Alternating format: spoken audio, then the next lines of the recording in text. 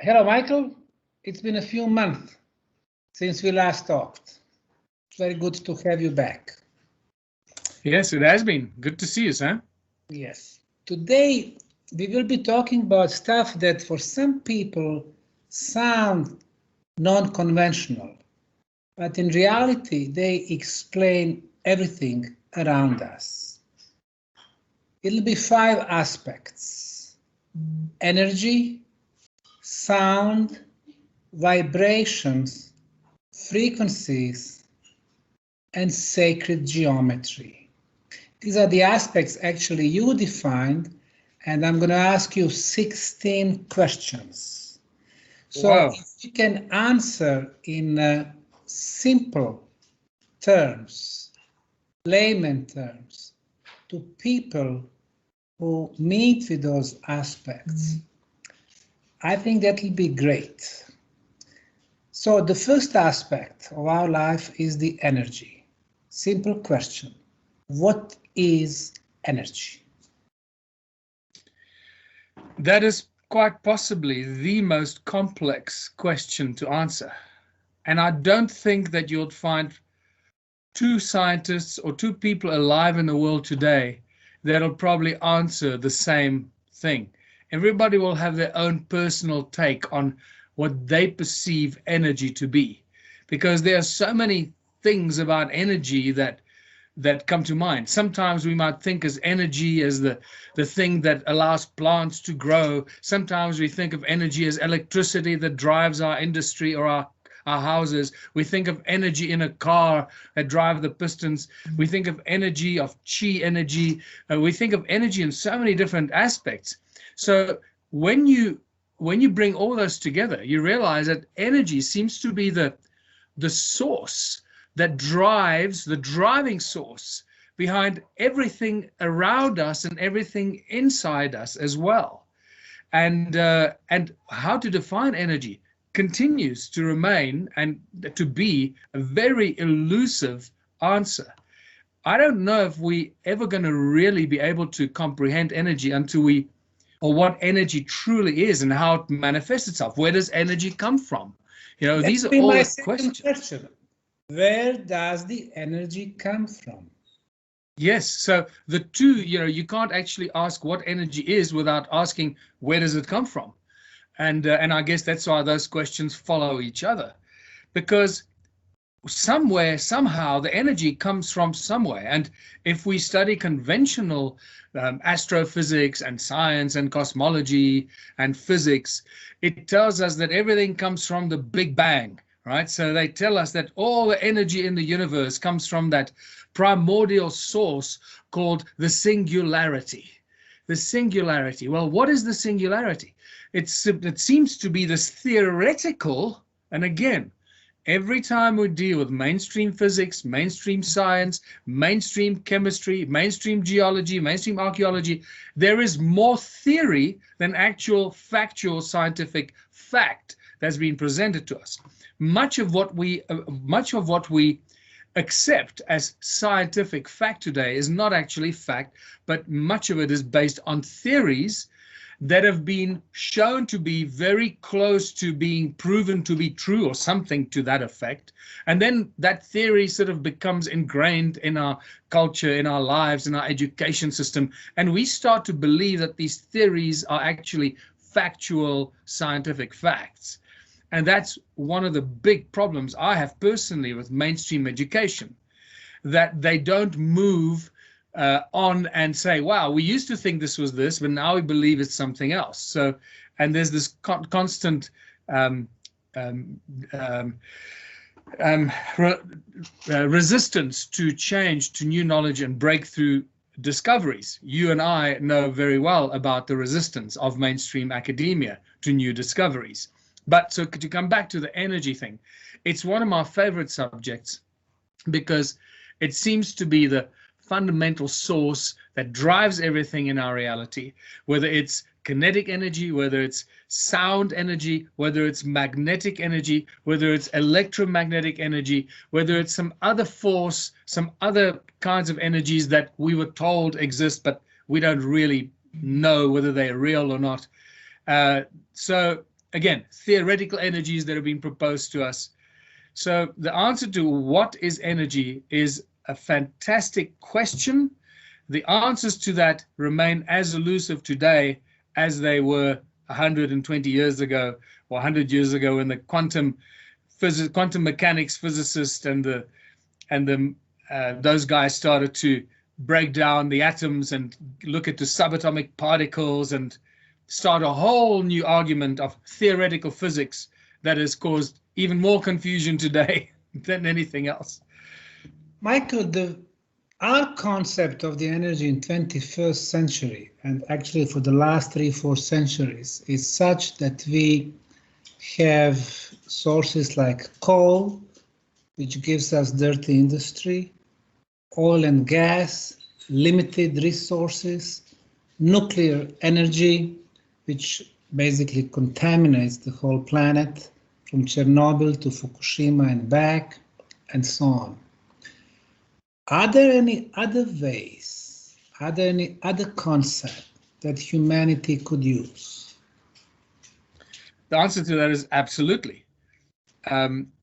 Keep in mind, if energy is the source that drives, or the ether, or the whatever that drives everything in existence, and those energies, we need to look at exactly what you said and look at other forms of energies, and that's where you start getting into non-conventional research and areas. Now, in mainstream physics and mainstream science, the area of sound, of studying sound as a source of energy, is nothing new.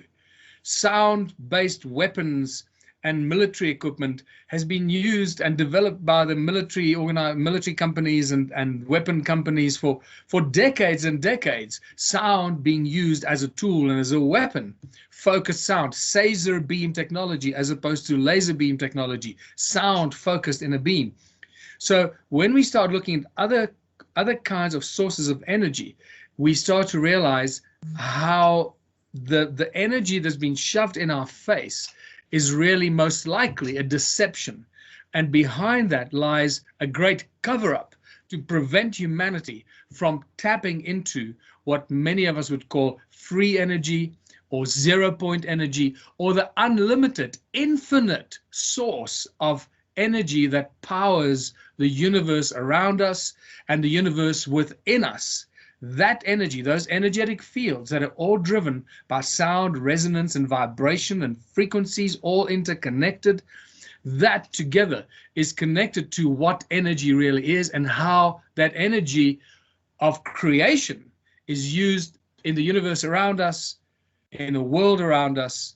I'm talking about the cosmos around us and in the world around us on the surface of our world, of our earth, and also inside our bodies, how everything functions through the same interconnectedness of energies and the source of energy that drives everything. So it is now very clear that the energy that I'm referring to manifests itself in toroidal fields, little toruses. And the moment anybody starts to study toroidal fields or vortex fields and torsion fields or scalar energy, those are all the same words and same expressions for the same study and the same source of energy. And that would be toroidal vortex field energies that manifest in these. Is it possible to create the free energy, or is there a way to access the source of the free energy? Very much so. I've been fortunate to have seen several devices that could be called free energy devices, and of different kinds. And as we know that there's a very serious draconian concerted effort by the global elite, whatever you want to call them, to shut down this energy reaching the global population. Well, I think the time has come that, and we're very, very close from getting to that point where we finally are going to be able to release that technology, or that technology will be released to humanity, but in ways that we did not necessarily expect. And I'm probably not going to talk too much more about that, but in the work that I do, and the scientists and inventors that I've met, that I work with almost on a daily basis, have this technology. It is available to us. But when you start working with this, what is often referred to as 0 point energy, but again, we need to describe to people what 0 point energy means, because there's a lot of confusion. People say, oh, Tesla energy and 0 point energy and all this, but they don't really know what they're saying. They don't understand what it means. So we need to explain, when people talk about 0 point energy, it's really, they're referring to torsion field, toroidal field, vortex field energy. That 0 point at the center, where the toroidal fields meet from the top and from the bottom, where they meet in the middle, where the vacuum, the cone-shaped energy vortexes in this way and the vortexes in the other way. They spiral in opposing directions, creating this beautiful balanced toroidal field. And where they meet, that is what's often referred to as the 0 point, or the infinite density of the vacuum, as Nassim Haramein has been calling it for many, many years now. And that in there lies the beautiful, simple solution for the infinite source code of energy that make up the universe around us and the universe within us, that 0 point energy. And let me specify here, the infinite density of that 0 point, from which all matter, seen and unseen, comes and manifests into the visible and the invisible through resonance, vibration, frequency, and ultimately manifesting into these beautiful balanced toroidal fields. Let's move to the next subject, and that would be sound. What is sound, Michael? Sound is unquestionably the centerpiece of how we often perceive energy, how we perceive, well, maybe not energy. Many people don't perceive energy as sound, but let me rephrase that. Sound is how we manifest, how we perceive vibration and frequency in this density, in this reality. But anybody that studies sound, resonance, and frequency will understand that they're inextricably connected. You can't have one without the other. Just because you can't hear a sound doesn't mean there's no frequency, and doesn't mean that there is no resonance, because when you can see something manifest in front of you and not be able to hear it, like, you know, the study of cymatics and the sand on a metal plate. When you put sound frequencies through it, you can see the physical manifestation of shape and form out of vibration and vibrational resonance. We perceive it as sound. So in this density of ours, sound manifests the vibrations, the resonance, and the frequencies of that resonance and vibration manifest as sound that we perceive in our ears. And this is our relationship with resonance and frequency. We hear a sound. And it's very important to understand the role that sound plays in our anatomy, in our environment, in the manifestation of shapes in this density in our world, manifestation of DNA, manifestation of plants, of insects, of everything around us. The shape of crystals, the shape of sacred geometry that we're coming to is manifested through sound, resonance, and frequency. Was there a sound in the beginning? Is this how the universe started? That's what all ancient cultures tell us, right? You know this. That's why there's a smile on your face. And anyone that studies creation or studies the creation stories of ancient civilizations will know very clearly that all ancient cultures, and I'm saying that just pay attention to this for those that are listening to this, go out and do the study for yourself, because that's what blew my mind when I was researching this. And I went back into every ancient civilization, every religion, every culture. Eventually, you get to that one phrase somewhere in their story of the origins of the universe and origins of the world and origins of humankind. Somewhere there, you'll get the word resonance or frequency or sound, the sound of the creator. whether it was the breath of the Creator that made a sound, or the Creator spoke words, or whether the Creator was sleeping and snoring, or whatever it was the sound of the Creator, or the sound of creation that brought forth the universe and everything in it, the seen and the unseen. So it's critical to separate or to distinguish between the resonance of creation that then creates different frequencies, because that resonating vibration, the vibrational resonance, has harmonics to it.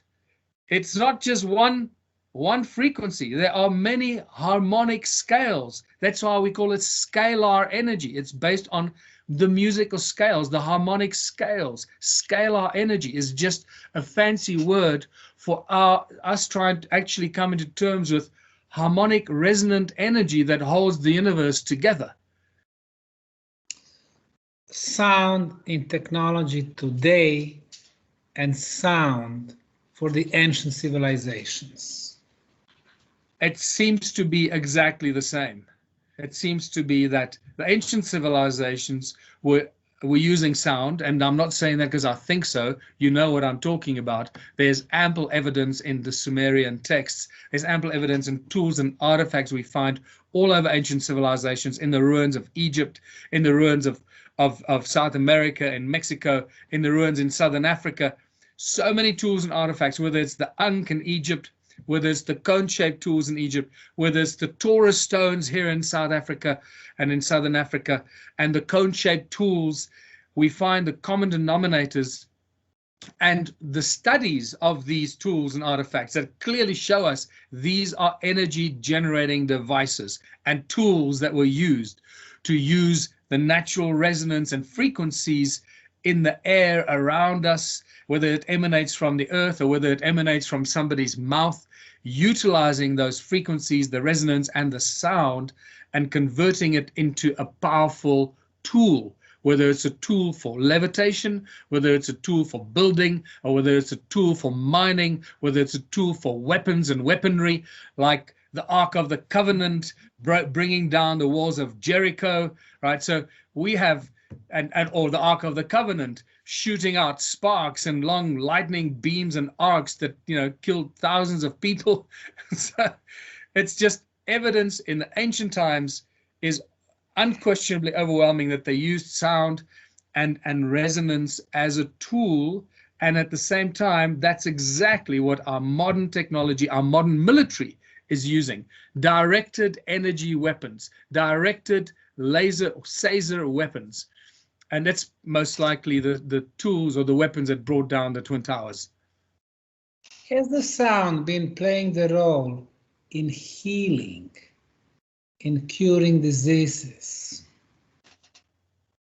Sound has been used for healing for thousands and thousands of years, probably hundreds of thousands of years. Keep in mind that whoever these ancient civilizations were that set up all these ancient structures, that are all resonators, they're all giant machines like the Bosnian pyramid, like the stone circles, the Borobudur, everywhere you go, Stonehenge, all these ancient structures were all driven by sound, by resonance of the earth, or sound frequencies from another source, or the frequencies of light coming in.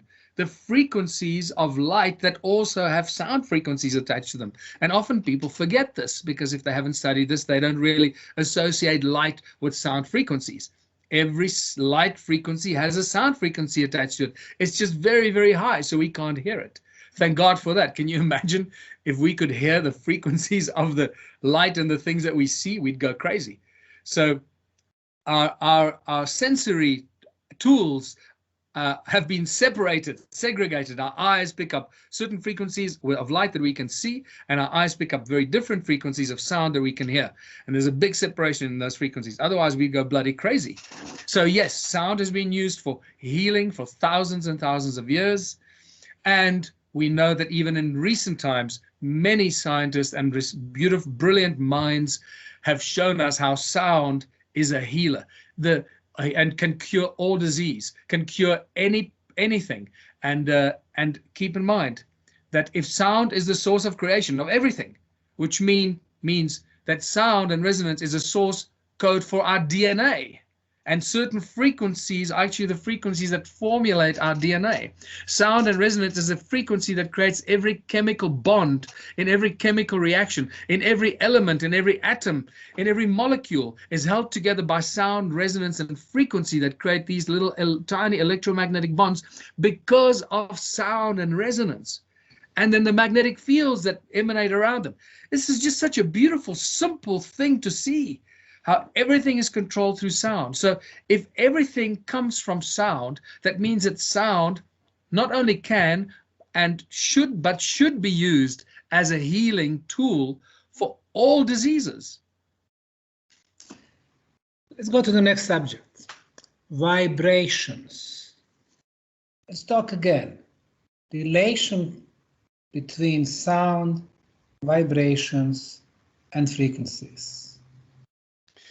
So, you know, again, different people probably have different definitions that they were either taught at university or that they've discovered themselves, or definitions that they've arrived at conclusions themselves. To me, vibration and resonance are really very much the same thing. I guess you can split hairs and start saying the one is it's a different thing than that, but resonance is something that resonates and vibrates. But resonance can also be used for the word resonate. It's something, you can have a vibration, something that vibrates like a vibrating plate, and that vibrating plate will cause other things to vibrate because of its resonance, its harmonic resonant frequencies.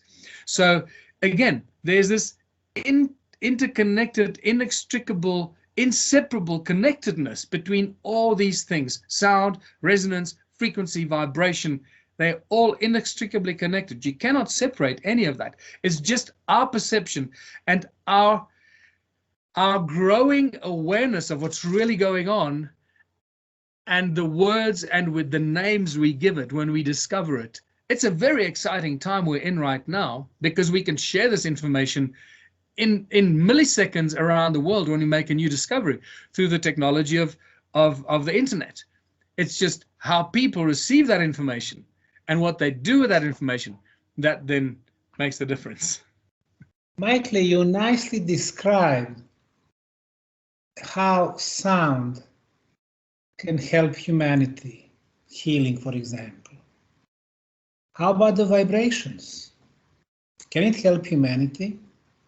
Oh, absolutely. Look, remember we used some of these words in our language, in English.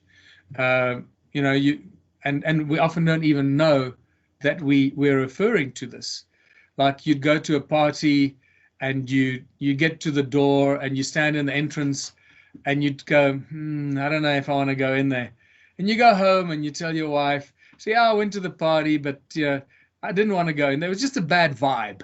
It's like, what does that mean? Bad vibe. Vibration. You walked into the room and you felt a bad vibration. There was a different resonance or a vibration. The vibration that was created by that collective group of people in that room did not resonate with you, with your vibration. The vibration created by the beating of your heart. Remember that your heart is the main organ in your body that creates this powerful vibration. It beats from the moment you are conceived, virtually, when your heart is formed as a fetus. And that beating heart starts to create this very powerful magnetic and electromagnetic field around your little body and then around your large body. So you have your own vibration that is created by the beating of your heart, that has a certain frequency. The number of beats then creates the frequency of the beats of your heart, of the vibration. And that vibration that goes out around your body like a giant torus creates a resonance. It has smaller vibrational fields that are harmonic resonance, coherent resonant frequencies of your large vibrational field, and then larger vibrational coherent resonance fields. So other people either resonate with you, they are in harmony with you, or they're in dis-ease or disharmony or discord with you. And that's what happens all the time. It's such a beautiful and a simple thing. And this is how we can use sound, resonance, and frequency to cure disease, to destroy, for example, pathogens in our body, to destroy cells that become cancerous, that just start to grow out of control, that then we can just completely just neutralize with frequencies that are dissonant to the frequency of that cell, or any kind of viruses or bacteria in our body that have their own the prime resonance frequency, because everything in creation has its own prime resonance frequency. And if we know what that prime resonance frequency is, then we know how to either expand the growth or destroy the growth. We either bombard it with dissonant energies, or we bombard it with harmonic energies that'll help the growth. And that's how we can also help plants grow in a field, by giving them the right harmonic frequencies so that their roots can merge and extract all the nutrients from the soil, even if there's very little water. So this technology can be used on every level of our existence on this beautiful earth. The next topic, frequency. How does the frequency affect our lives and the universe at whole? Well, at the moment, you realize that we are under attack by various devices that send out certain frequencies in the gigahertz, and whether it's 3G, 4G, 5G, and other stuff, whether it's HAARP, and the 60 plus HAARP-like installations around the world. It's not just HAARP in Alaska, it's also many, many others. They put them all over the world. So our lives, our world is bombarded by synthetically generated frequencies to power all kinds of technological devices that are not good for our bodies. Frequencies, harmonic or resonant or vibrations at certain speeds, and that's called a frequency. So a very high frequency is a frequency, the vibration that resonates many times a second. A low frequency is a vibration that vibrates only a few times a second, or only a few times every several seconds. So the lower the frequency, the lower the vibration. The higher the frequency, the higher the vibration. And you can then also see the difference, whether it's a low vibration or a high vibration, a low frequency or a high frequency. You can see that in the shapes of the cymatic patterns, the cymatic shapes that those vibrations and frequencies generate. So when you look at a metal plate with the sand or the salt on top of it and a certain frequency going through it, and it gives you these beautiful cymatic shapes to show you the shape of that sound, that is a certain frequencies within our audible range, that we can hear them. So we can see how those frequencies shape, turn into physical form, make the sand forms the pattern that is just a 2D representation of a 3D effect, actually, that's going on there. But if that vibrations, those frequencies go lower, where we can't hear them anymore, the shape of that sound will be too big for that metal plate. So we won't even be, so not only can we not hear it, but we won't even be able to see it, because that shape of that frequency, the cymatic pattern, will be too big for the plate. And it might only form a pile, like a little pile in the middle. And we'll think, whoa, why is it forming a pile in the middle? Because we're only seeing the central cone of the toroidal field that's responsible for that cymatic pattern, the central cone that is sort of approximating the 0 point, and around it is the virtual cymatic pattern that goes out several meters away around us, that if we could see it, we would see the cymatic shape of that low frequency sound, that low vibration. This is just so beautiful. And the stone circles in South Africa, the stone circle ruins, are a great example of the physical shape and forms of these low frequency shapes. And that's why they are, 10 meters across, 50, 100 meters across, because those frequencies that are responsible for creating those stone circle cymatic shapes are very low vibrating frequencies. And I know that we haven't really done these experiments because it requires a lot of technological equipment and time and money. This is something that needs to be done. I believe that most of these stone circles will probably approximate the Schumann resonance, like 7.8 hertz or somewhere in that field, and then the harmonic scales above it, and the harmonic scales below it, whatever harmonic scale resonates with that. Let's move to the fifth and final subject, sacred geometry.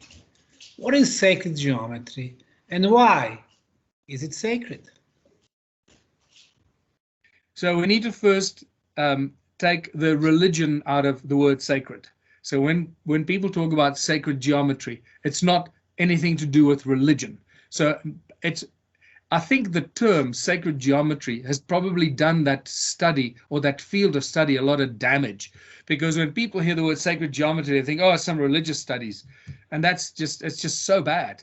So I would really like to tell people when they listen to this, when you hear sacred geometry, do not think about religion for a second. It's got nothing to do with religion. It's got everything to do with a primordial source code of manifestation of all the shapes and all the patterns in all of creation. It's really as simple as that. That's why it was given the word or the name sacred geometry, because it comes from creation. And it's really starting with very basic principles, starting with a circle in a 2D environment, and that becomes a sphere. The sphere overlaps with another sphere, and you start creating complex patterns from the most simple original structures that are created from sound and resonance. So sacred geometry is just a collective, is a description of collective geometric shapes that make up everything in creation. And how does it affect our lives? Sacred geometry affects everything, because sacred geometry is what I guess we could probably say the first shapes that manifest out of the sound or the resonance of creation, out of the resonance of the Creator, the breath of God, the sound of the Creator, when God said, let there be light, or when in Buddhism, when the Creator was sleeping and was in a deep sleep, and a deep rumble and a hum started to rise from the depths and got louder and louder.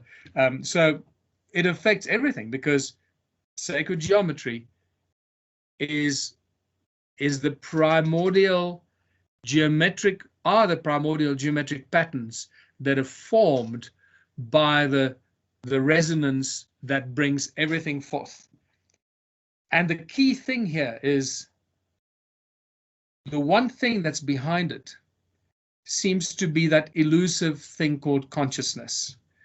And the reason I'm bringing this up is because it's one of the things that Max Planck was very passionate about. And here's a guy that won a Nobel Prize. He's the father of quantum mechanics, the guy that gave us bilocation, proving that one particle can move from one place to another without moving. It can disappear here and reappear there. It's called a quantum leap, right? And so you can bilocate.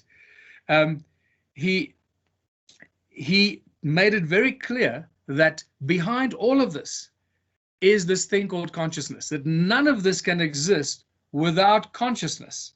Now, that was not promoted by the mainstream educational and scientific academia when Max Planck was at the height of his career. And yet he was the one that made it very clear that without consciousness, nothing can exist. So when we talk about energy and sound and the source of creation and everything, ultimately, and all that manifesting into this physical world around us, including us and our physical bodies, ultimately we have to say, well, where does all of this come from?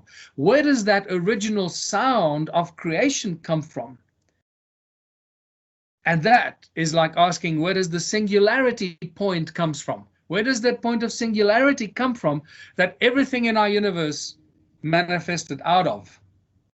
I suspect that singularity point that we seem to be able to detect from observing this distant place somewhere in the universe, that seems to be the center of the origin of where everything in the universe comes from, When we look at that, we are most likely looking at the 0 point of the giant torus that makes up our universe. That's the 0 point of the infinite density of the 0 point of the vacuum of the toroidal field that makes up our universe. And that's just one of many universes, a multiple infinite universe network out there. That's how I see it.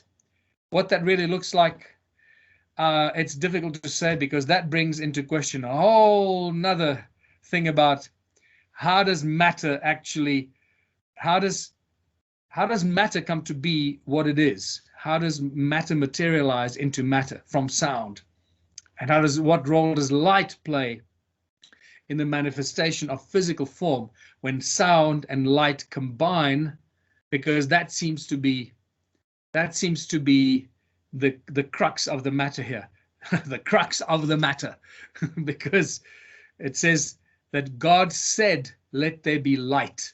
And it's the moment where the sound and the light become one and unite and align side by side. We have sound, magnetism, electromagnetism, which is light, and we have a sequence of creation that we are told in the opening phrase of the Bible. God said, "Let there be light." So it was the consciousness of the Creator that brought forth the resonance, the sound of the Word of God, and the sound of creation then created light. It's a spectacular. This is like, for me, this is like high-level physics at its best. It's like explains everything at the highest level of physics and quantum mechanics. Now, we will stop right here. Michael, this was brilliant. I think you are giving excellent pretext for all the sciences that we have today. Biology, math and geometry, physics. So this was wonderful. I think that Nikola Tesla would be proud of you, remembering his sentence that if we want to understand the universe, we need to think in terms of energy, vibrations and frequencies. Thanks a lot, my friend. Thank you very much. Thank you, Sam.